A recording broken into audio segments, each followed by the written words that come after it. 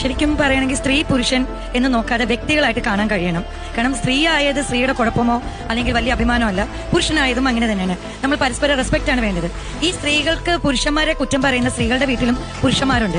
അവരുടെ വീട്ടിൽ അവരുടെ അച്ഛനോ അല്ലെങ്കിൽ അവരുടെ സഹോദരനോ ഭർത്താവിനോ അല്ലെങ്കിൽ അവരുടെ സുഹൃത്തിന് ഇതേപോലെ ഒരു വ്യാജ പരാതി വരികയാണെങ്കിൽ ഇവരെന്ത് ചെയ്യും? അപ്പുറത്ത് നിൽക്കുന്ന സ്ത്രീകളെ സപ്പോർട്ട് ചെയ്യും. ഏതോ ഒരു കവി എഴുതി വെച്ച സ്ത്രീ ദുർബലയാണ്, സ്ത്രീക്ക് മാത്രമേ കരയാൻ പറ്റുള്ളൂ, പുരുഷൻ അല്ല. സ്ത്രീയാണ് ഏറ്റവും നല്ല വിൽ പവർ, ജഡ്ജ്മെന്റ് എടുക്കാൻ വിൽ പവർ ഉള്ള സ്ത്രീ തന്നെയാണ്. പുരുഷൻ എന്തുകൊണ്ട് അവർക്ക് അതേപോലെ ഇമോഷണൽ ഉണ്ട്, പക്ഷെ പുരുഷന്റെ ഈഗോ എന്ന് പറയുന്ന ഒരു സാധനമുണ്ട്. അവർ കരഞ്ഞു കഴിഞ്ഞാൽ ഈ സൊസൈറ്റി അവരെ വെറും പെൺകോന്തനാക്കും. എങ്ങനെ എന്തൊരു വാച പ്രചരണം വെച്ചിട്ടുണ്ട്. അവരത് സപ്പോർട്ടാണ് ചെയ്യേണ്ടത്. അവർക്ക് ഇമോഷണൽ ഉണ്ട്. കാരണം ഇപ്പൊ തന്നെ സിനിമയിൽ തന്നെ നമുക്കറിയാം എത്ര പേർക്കാണ് നിരപരാധികളായ. ഇപ്പൊ ഒരു ഫാഷനാണ്. കാരണം 4-5 പ്രാവശ്യം ഒരാൾ എങ്ങനെ 9 പ്രാവശ്യമൊക്കെ പീഡിപ്പിക്കാൻ പറ്റും? ഒന്ന് പറഞ്ഞു നോക്ക്. ഇതൊരു ഫാഷനാണ്. ഇവര് രണ്ടുപേരും, ഒരു പുരുഷൻ ഒരു സ്ത്രീയെ റൂമിൽ കയറ്റുകയാണെങ്കിൽ മസാല ദോശ കുർബാന ചൊല്ലാനല്ലോ കൊച്ചുകുട്ടികൾക്ക് വരെ അറിയാം, അല്ലെ?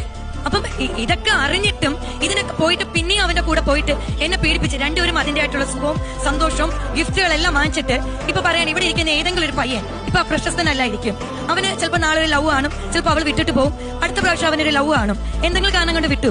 ഒരു 7-8 വർഷം കഴിയുമ്പോൾ അവൻ സൊസൈറ്റിയിൽ വലിയൊരു പ്രശസ്തനാവുകയാണ്.